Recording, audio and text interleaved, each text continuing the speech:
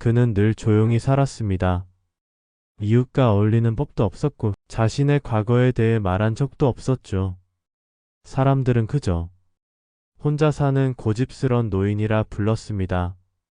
하지만 그가 세상을 떠난 후 한 상자 속에서 발견된 단 하나의 유품이 세상을 뒤집었습니다. 국가 최고 훈장, 태극무 공훈장, 그리고 전쟁 속에서 잊혀진 이름. 지금부터 우리가 몰랐던 한 전쟁 영웅의 이야기, 그리고 그가 끝내 말하지 못했던 70년간의 침묵을 전해드립니다. 사연 시작 전 구독과 좋아요 버튼 눌러주시면 사연의 재미가 2배가 됩니다. 사연 이야기 시작합니다. 저는 박봉선입니다. 올해로 87세가 되었습니다. 경북 안동의 작은 시골 마을, 사람들이 저를 어떻게 부르는지 알고 있습니다. 그냥 조용한 노인, 혼자 사는 할아버지라고 말하죠. 틀린 말은 아닙니다. 저는 정말 조용히 살아왔거든요. 매일 아침 해가 뜨면 일어나서 작은 마당에 나가 장작을 패고 텃밭에 물을 주고 저녁이면 혼자 밥을 먹고 잠자리에 듭니다. 휴대폰도 없고 마을 회관에도 잘 나가지 않습니다. 사람들과 어울리는 것이 어색해서가 아니라 그냥 말할 것이 없어서입니다. 아니, 정확히 말하면 말할 수 없어서입니다.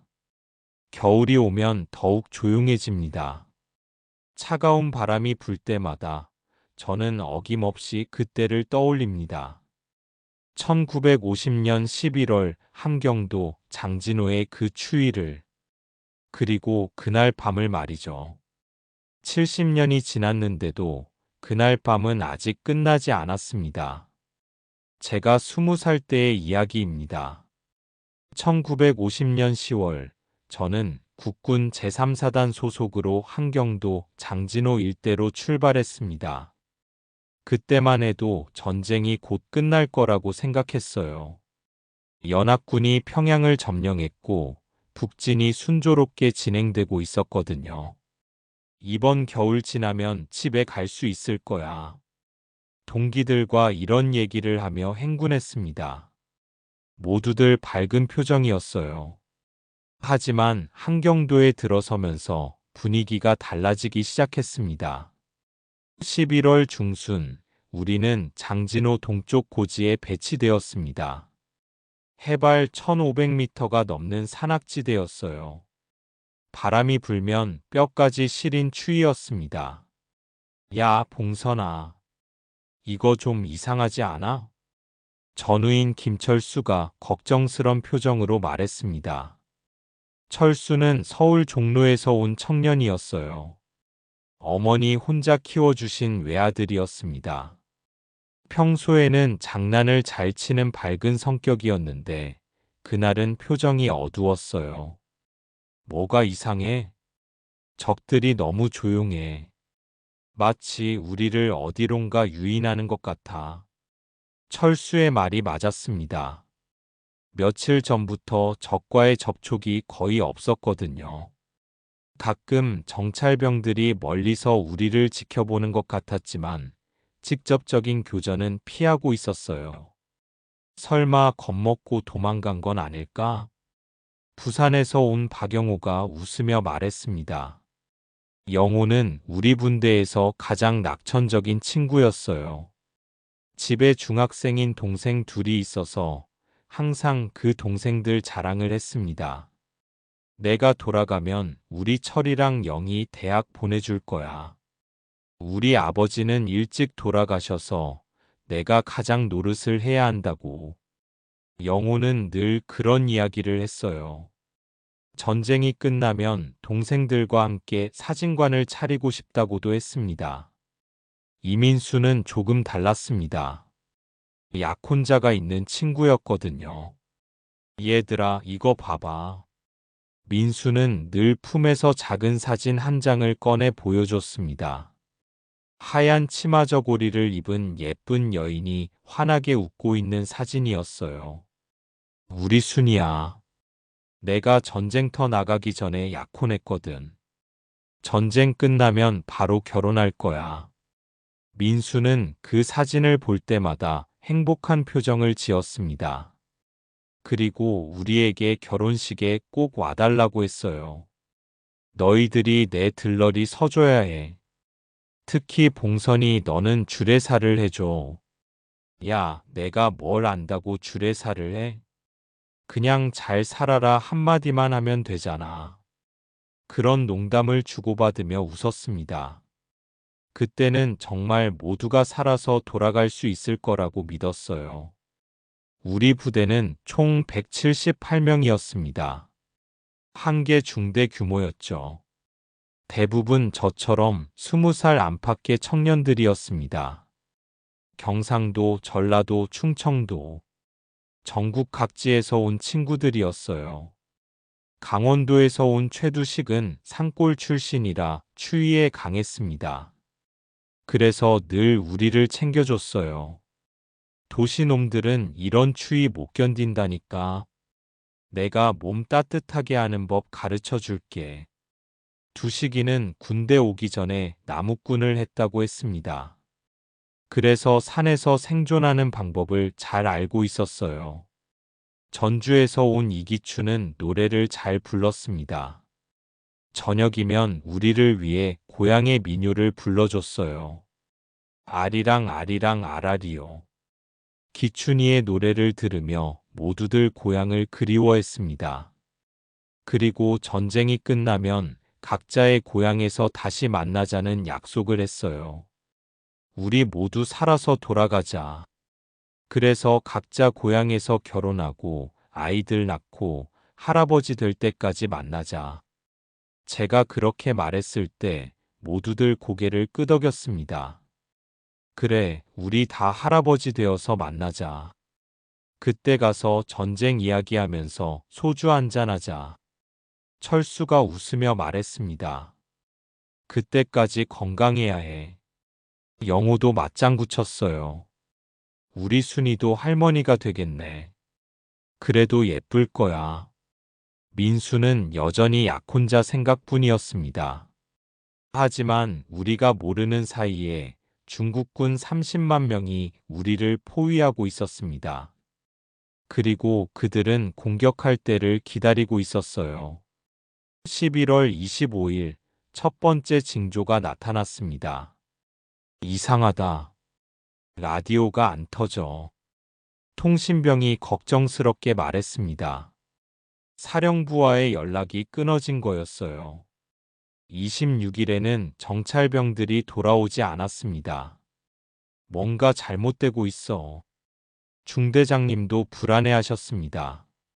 그날 밤 우리는 경계를 더욱 엄중히 서기로 했어요. 봉선아, 우리가 살아서 고향에 돌아갈 수 있을까? 경계 근무를 서던 철수가 떨리는 목소리로 물어봤습니다. 밤하늘에는 별들이 총총히 빛나고 있었지만 주변은 너무나 조용했어요. 마치 폭풍 전의 고요함 같았습니다. 당연히 돌아간다. 우리 모두 다. 저는 자신 있게 대답했습니다. 하지만 속으로는 불안했습니다. 뭔가 큰 일이 일어날 것 같은 예감이 들었거든요. 그날 밤이 우리에게 주어진 마지막 평화로운 밤이었습니다. 11월 27일 오후 6시 모든 것이 시작되었습니다. 적습니다. 사방에서 몰려옵니다. 1번 초소에서 김상철 일병의 다급한 외침이 들려왔습니다. 그 순간 저는 등골이 오싹해지는 걸 느꼈어요. 드디어 올 것이 온 겁니다. 전투 준비. 각자 위치로. 중대장님의 명령이 떨어지자 우리는 재빨리 각자의 진지로 뛰어갔습니다. 제 옆에는 철수와 영호가 있었어요. 봉선아, 무서워? 철수가 떨리는 목소리로 물어봤습니다. 평소에 밝던 그 친구의 얼굴이 창백해져 있었어요. 괜찮아. 우리 훈련 많이 했잖아. 저는 태연한 척 대답했지만 손이 떨리고 있었습니다. 실전은 훈련과 달랐거든요. 처음에는 산발적인 총격이었습니다. 탕, 탕. 멀리서 들려오는 총소리에 우리는 몸을 낮추고 응사했어요. 하지만 30분쯤 지나자 상황이 달라졌습니다. 우와!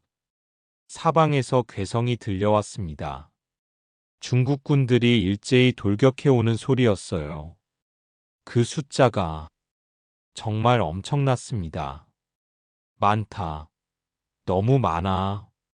이번 진지에서 누군가가 소리쳤습니다. 달빛에 비친 적군의 모습은 마치 검은 물결 같았어요. 우리를 향해 밀려오는 거대한 파도 말입니다. 사격, 사격. 저는 정신없이 방아쇠를 당겼습니다. 탕, 탕, 탕.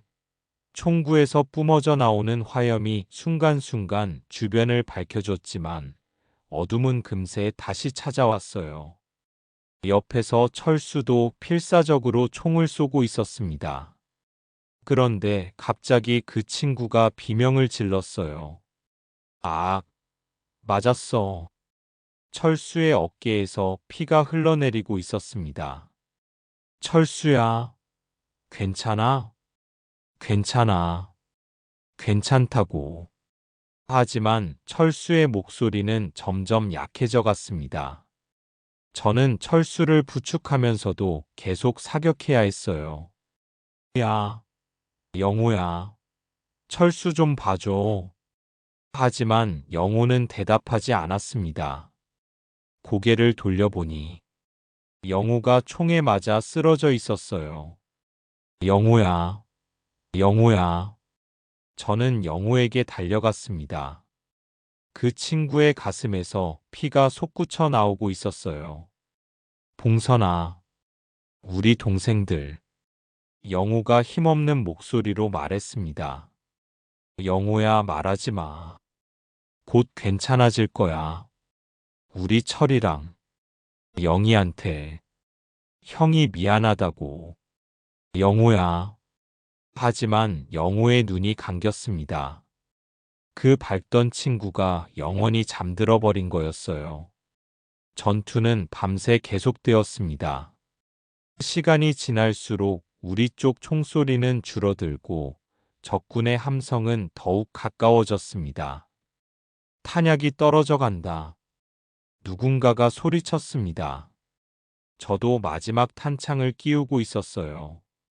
자정이 넘어서자 상황은 더욱 절망적이 되었습니다.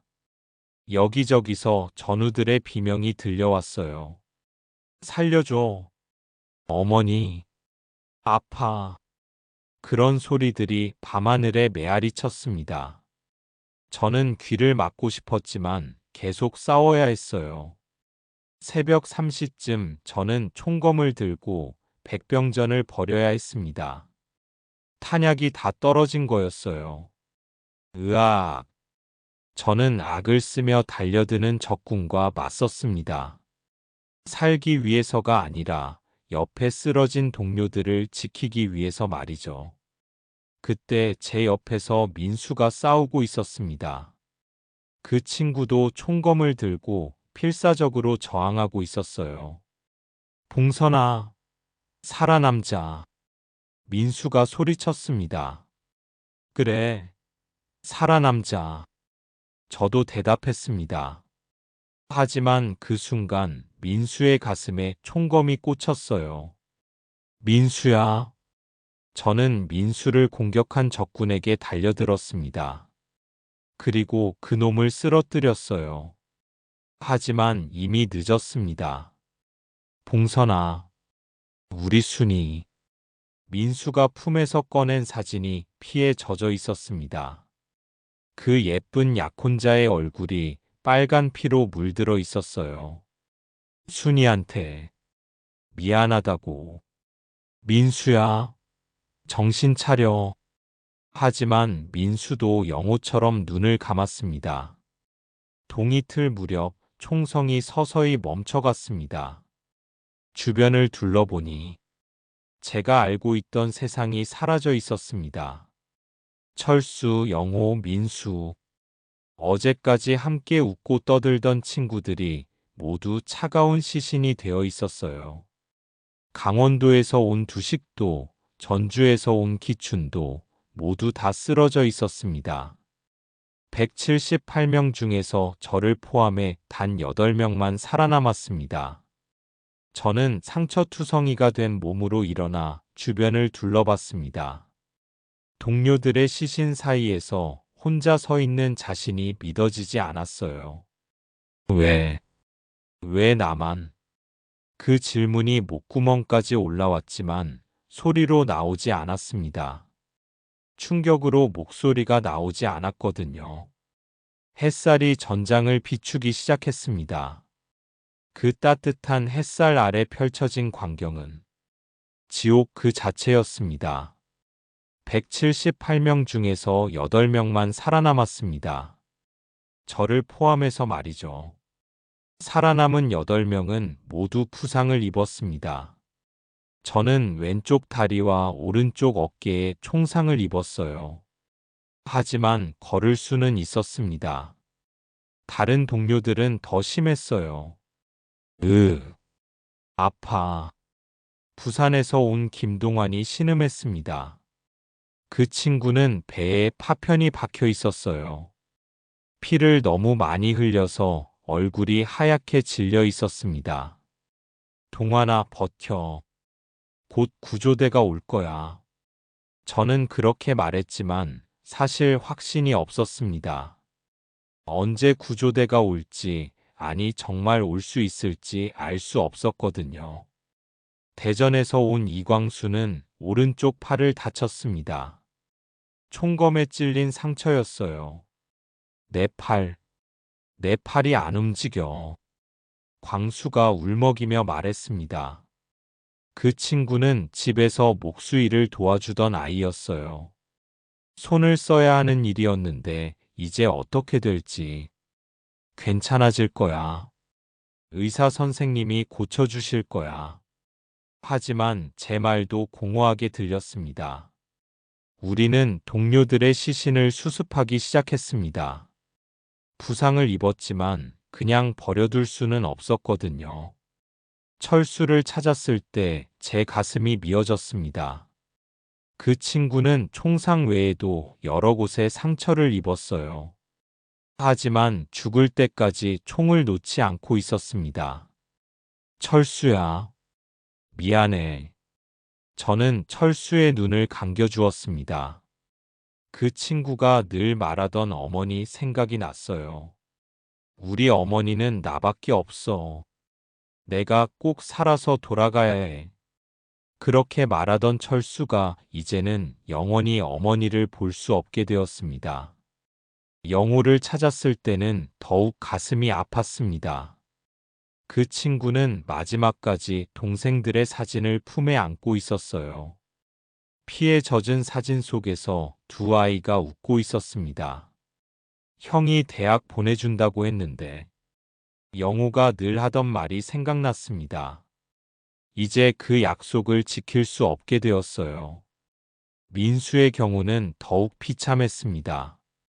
그 친구는 약혼자의 사진을 가슴에 꼭 안고 죽어 있었어요. 사진이 피로 물들어 있었지만 여전히 그 여인의 미소가 보였습니다. 전쟁 끝나면 바로 결혼할 거야. 민수의 행복했던 목소리가 귓가에 맴돌았습니다. 우리는 하나하나 동료들의 시신을 옮겨서 한 곳에 모았습니다. 170명의 전우들이 차가운 시신이 되어 있었어요. 어제까지 함께 웃고 떠들던 친구들이 이제는 말이 없었습니다. 그 과정에서 저는 계속 눈물을 흘렸습니다. 처음에는 소리 없이 흘리던 눈물이 나중에는 엉엉 우는 소리가 되었어요. 왜 나만 살아남았을까? 그 질문이 제 가슴을 짓눌렀습니다. 제가 그들보다 용감했던 것도 아니고 더 뛰어났던 것도 아니었는데 왜 하필 제가 살아남았을까요? 강원도에서 온 두식을 발견했을 때 저는 더 이상 견딜 수 없었습니다. 그 친구는 우리를 끝까지 챙겨주던 형 같은 존재였거든요. 도시놈들은 이런 추위 못 견딘다며 늘 웃던 그 친구가 얼음처럼 차갑게 굳어 있었어요. 전주에서 온 기춘도 찾았습니다. 노래를 잘 부르던 그 친구의 목에 총상이 있었어요. 이제 그 아름다운 목소리를 들을 수 없게 되었습니다. 아리랑 아리랑 아라리요. 기춘이의 노래가 바람에 실려 들려오는 것 같았습니다. 해가 중천에 뜰 무렵 드디어 구조대가 도착했습니다. 여기 생존자가 있다. 구조대원들이 우리를 발견하고 달려왔습니다. 하지만 그들의 표정도 어두웠어요. 전장의 참혹한 광경을 보았기 때문이었습니다. 몇 명이나 살아남았습니까? 구조대장이 물어봤습니다. 8명입니다. 178명 중에서 8명만. 제가 힘없이 대답했습니다. 구조대장의 얼굴이 굳어졌습니다. 그렇게 많이. 이런. 후송되는 트럭 안에서 살아남은 8명은 서로를 바라봤습니다. 모두 같은 표정이었어요. 살아남았다는 안도감보다는 혼자 살아남았다는 죄책감이 더 컸습니다. 우리가 대신 죽어야 했던 게 아닐까? 김동완이 중얼거렸습니다. 아무도 대답하지 않았지만 모두 같은 생각이었을 겁니다. 왜 우리만 살아남았을까? 이광수도 똑같은 질문을 던졌습니다. 저는 대답할 수 없었습니다. 그 질문에 대한 답을 찾는 것이 제 평생의 숙제가 될 줄은 몰랐어요. 트럭이 야전병원에 도착했을 때 의료진들이 우리를 맞이했습니다. 많이 다치셨군요. 빨리 치료받으시죠. 간호사가 다정하게 말했지만 저는 치료받을 자격이 있는지 의문이었습니다. 죽어간 동료들은 치료받을 기회도 없었는데 저만 살아서 치료받는 게 맞는 건지. 수술실에 들어가면서 마지막으로 생각한 것은 철수와 영호와 민수의 얼굴이었습니다. 미안해. 정말 미안해. 마취가 되어 의식을 잃기 전까지 저는 계속 그 말을 중얼거렸습니다. 며칠 후 깨어났을 때 병원 침대에서 천장을 바라보며 생각했습니다. 내가 살아있다는 게 맞나? 옆 침대에는 함께 살아남은 동안이 누워 있었습니다. 그 친구도 저와 같은 표정으로 천장을 바라보고 있었어요. 봉선아. 응? 우리가 왜 살아남았을까? 동안의 질문에 저는 대답할 수 없었습니다. 잘 모르겠어. 그냥 운이었나? 운이라고 하기엔 너무 많은 친구들이 죽었어. 그날부터 우리는 거의 말을 하지 않았습니다. 무슨 말을 해도 공허했거든요. 일주일 후 부대에서 전사자들의 명단을 작성한다며 우리를 불렀습니다. 살아남은 분들이 동료들의 이름을 불러주셔야 합니다. 기록에 남겨야 하니까요. 담당 장교가 말했습니다. 저는 떨리는 목소리로 하나하나 이름을 불렀습니다. 김철수 일병, 박영호 일병, 이민수 일병, 최두식 상병, 이기춘 일병. 170개의 이름을 다 부르는데 1시간이 넘게 걸렸습니다. 중간중간 목이 메어서 말을 계속할 수 없었거든요. 각각의 이름을 부를 때마다 그 친구들의 얼굴이 떠올랐습니다. 그들이 했던 말, 그들의 꿈, 그들이 그리워하던 사람들. 다 기록했습니다. 고생하셨습니다. 장교가 말했지만 저는 전혀 후련하지 않았습니다. 오히려 더 무거운 짐이 제 어깨에 올려진 기분이었어요. 그날 밤 저는 처음으로 꿈을 꾸었습니다. 꿈속에서 철수가 나타났습니다. 여전히 20살의 밝은 모습이었어요. 봉선아, 너 왜 그렇게 우울해? 철수가 웃으며 말했습니다. 철수야, 미안해. 너를 못 지켜줘서. 야, 무슨 소리야. 너 때문에 죽은 게 아니잖아. 하지만, 봉선아, 들어봐. 우리는 각자 최선을 다했어. 너도 나도 영호도 민수도. 그런데 운이 나빴을 뿐이야. 철수의 말이 위로가 되었지만 동시에 더 슬펐습니다. 그래도 미안해. 혼자 살아남아서. 바보야. 너라도 살아남아야지. 우리를 기억해줄 사람이 있어야 하잖아. 그 말을 하고 철수는 사라졌습니다. 꿈에서 깨어난 저는 눈물을 흘리고 있었습니다. 우리를 기억해줄 사람이 있어야 한다. 철수의 말이 계속 머릿속에 맴돌았습니다. 어쩌면 그것이 제가 살아남은 이유일지도 모르겠다는 생각이 들었습니다. 그들을 기억하고 그들의 이야기를 전하기 위해서. 하지만 그때는 아직 몰랐습니다. 그 기억이라는 것이 얼마나 무거운 짐인지를 말이죠. 해시태그 그날 밤의 총성이 멈추지 않았습니다. 1951년 3월 전쟁이 끝나고 저는 태극무 공훈장을 받았습니다. 서울의 어느 큰 건물에서 수여식이 열렸습니다.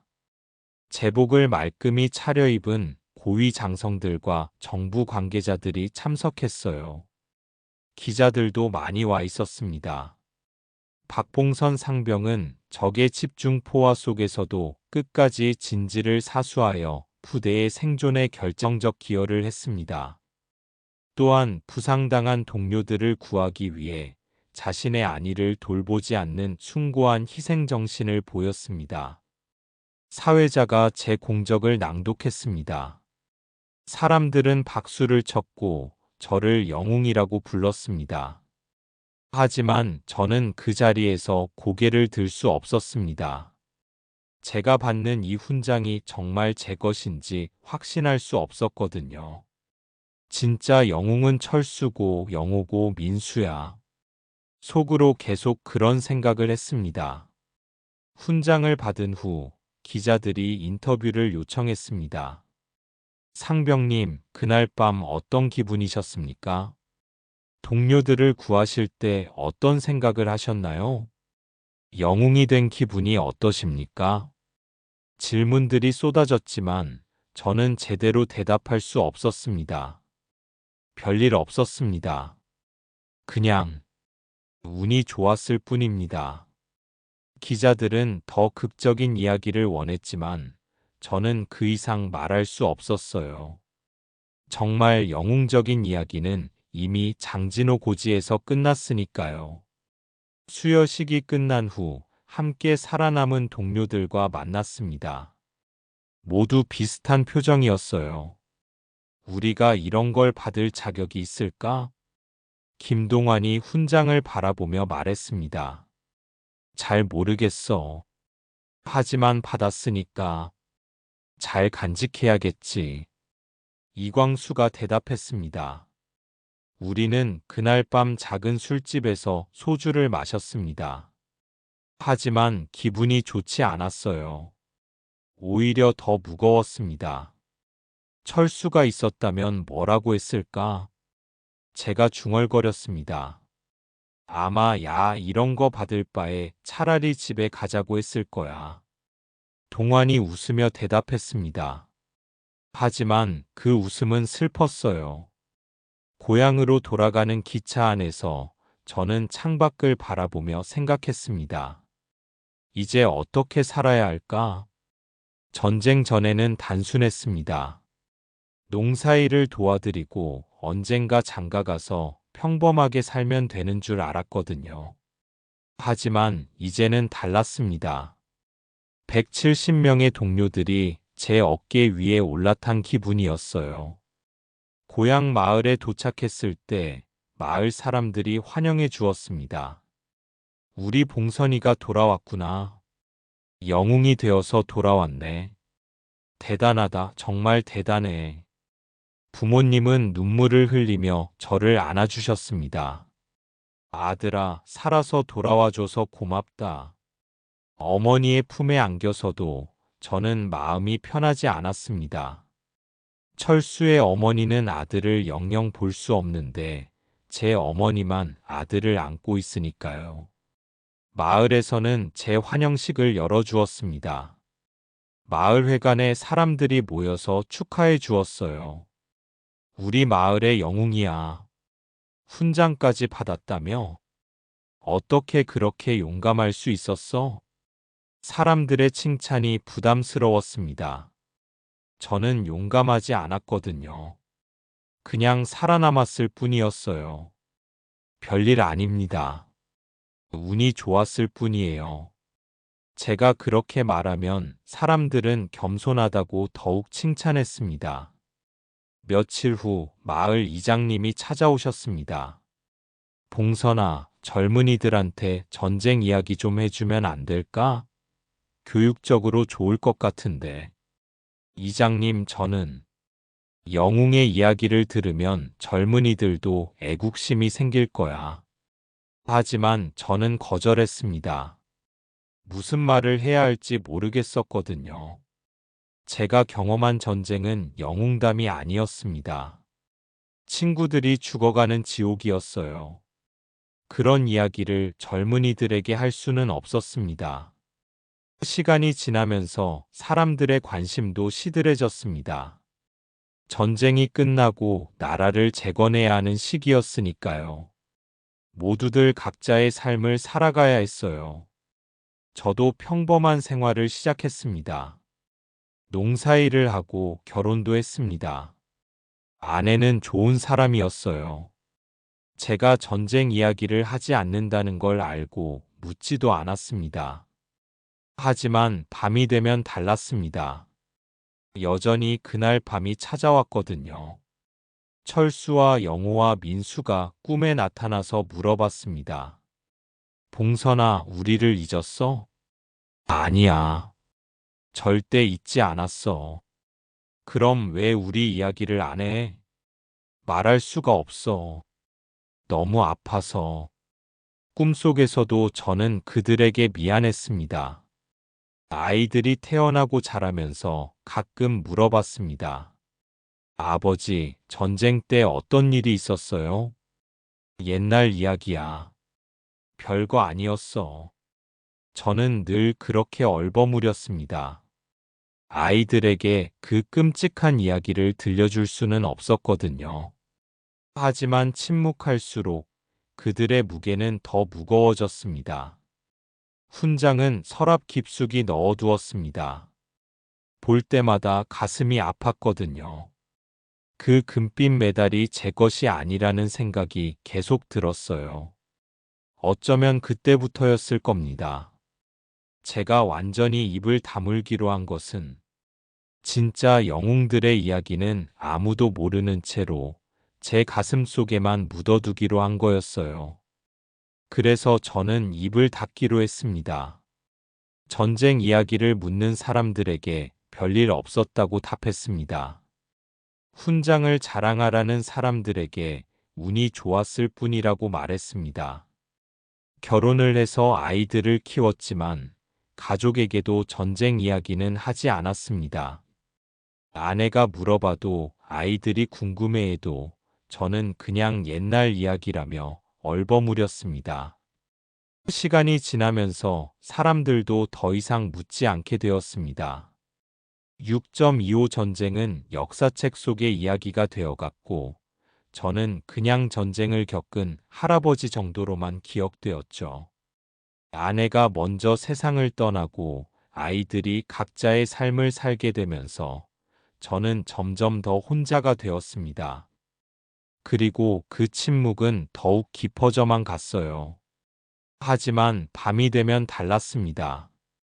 잠자리에 누우면 어김없이 그날 밤이 찾아왔거든요. 총성과 비명소리, 그리고 쓰러져가는 동료들의 모습이 생생하게 되살아났습니다. 봉선아, 살아남자. 철수의 목소리가 귓가에 맴돌았습니다. 내가 살아서 돌아가면 우리 어머니께 맛있는 음식 해드릴 거야. 영호의 밝은 웃음소리도 들려왔어요. 우리 모두 살아서 만나자. 전쟁이 끝나면 한잔하면서. 민수가 했던 약속도 기억났습니다. 그들은 약속을 지키지 못했습니다. 아니, 지킬 수 없었습니다. 그런데 저는 혼자 살아남아서 늙어가고 있었어요. 때로는 꿈속에서 그들을 만나기도 했습니다. 여전히 20살의 모습으로 밝은 미소를 지으며 저에게 말을 걸어왔어요. 봉선아, 우리 목까지 잘 살고 있지? 저는 꿈속에서 고개를 끄덕였지만 깨어나면 항상 눈물이 나 있었습니다. 87년의 생을 살면서 저는 계속 같은 질문을 던졌습니다. 왜 나만 살아남았을까? 어쩌면 그 답을 찾기 위해 이렇게 오래 살았는지도 모르겠습니다. 마지막 겨울이 찾아왔을 때 저는 작은 나무 상자에 그동안 감춰두었던 것들을 정리했습니다. 태극무 공훈장, 군번줄, 그리고 그때 적어두었던 수첩까지. 수첩에는 그날 밤의 기록이 담겨 있었습니다. 함께 싸웠던 동료들의 이름, 그들이 했던 말, 그들의 마지막 모습까지. 제가 기억하는 모든 것을 적어두었어요. 그리고 마지막 페이지에 이렇게 썼습니다. 나는 끝까지 살아남아 죄스럽다. 나보다 먼저 간 전우들이 진짜 영웅이었다. 이제야 알 것 같습니다. 제가 왜 살아남았는지를요. 그들을 기억하기 위해서였습니다. 그들의 이름을, 그들의 꿈을, 그들의 희생을 잊지 않기 위해서 말이죠.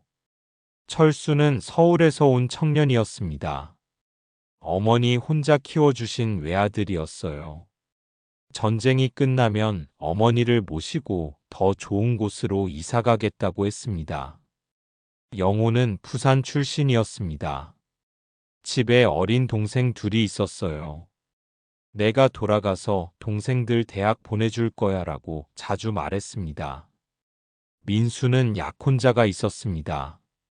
사진을 늘 품에 품고 다니면서 전쟁이 끝나면 바로 결혼할 거야 라고 행복해했어요. 그들 모두 각자의 꿈과 희망이 있었습니다. 돌아가고 싶은 사람들이 있었고 이루고 싶은 일들이 있었어요. 하지만 그 모든 것이 그날 밤에 멈춰버렸습니다. 그들이 진짜 영웅입니다. 저 같은 사람이 아니라요. 사람들은 전쟁이 1953년에 끝났다고 말합니다. 하지만 저에게는 그날 밤이 아직 끝나지 않았습니다. 70년이 지난 지금도 그날 밤의 총성과 비명은 제 안에서 계속되고 있거든요.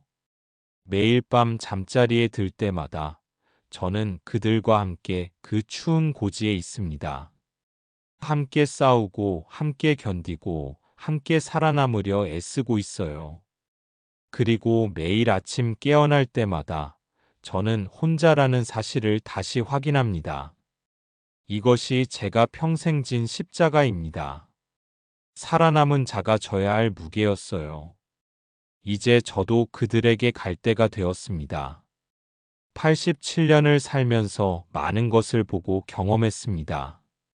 나라가 발전하는 모습도 젊은이들이 꿈을 이루는 모습도 지켜봤어요. 그때 우리가 지키려 했던 것들이 이렇게 아름답게 자라났습니다. 철수가 보고 싶어 했던 평화로운 서울도, 영호가 꿈꿨던 부산의 발전한 모습도, 민수가 원했던 행복한 가정들도 모두 현실이 되었어요. 우리의 희생이 헛되지 않았다는 생각이 듭니다. 하지만 여전히 아쉽습니다. 그들과 함께 이 모든 것을 볼 수 없다는 게 말이죠. 이 글을 읽는 분들께 부탁드립니다. 제가 죽은 후에라도 그들을 기억해 주세요.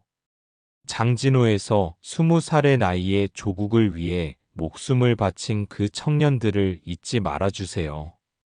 그들의 이름은 김철수, 박영호, 이민수, 그리고 170명의 다른 전우들입니다. 그들이 진짜 영웅입니다. 제가 이 세상을 떠난 후 사람들이 제 집에서 이 편지와 함께 훈장을 발견했다고 들었습니다. 그제야 마을 사람들이 제가 누구였는지 알게 되었다고 하더군요. 하지만 저는 여전히 영웅이 아닙니다. 그냥 운 좋게 살아남아서 진짜 영웅들을 기억하는 역할을 맡은 사람일 뿐이에요. 이제 저도 그들에게 갑니다. 70년 만에 드디어 살아서 돌아왔다고 말할 수 있겠네요. 그리고 함께 약속했던 그 술 한 잔을 나눌 수 있을 것 같습니다. 전쟁은 끝났습니다. 그날 밤도 이제 끝이 났어요. 마지막으로 지금의 평화로운 대한민국에서 살아가는 모든 분들께 말씀드립니다. 이 평화는 공짜가 아닙니다. 수많은 청년들의 희생 위에 세워진 것이에요. 그것만 기억해 주세요. 그것만으로도 충분합니다. 여기 이름 없는 전쟁 영웅이 잠들다. 박봉선 1938년부터 2025년까지 대한민국 6.25 참전 용사 태극무 공훈장 수훈자. 사연 재미있게 들으셨나요? 구독과 좋아요 잊지 마시고요. 다음 영상으로 더 재미있는 사연 가져오겠습니다. 감사합니다.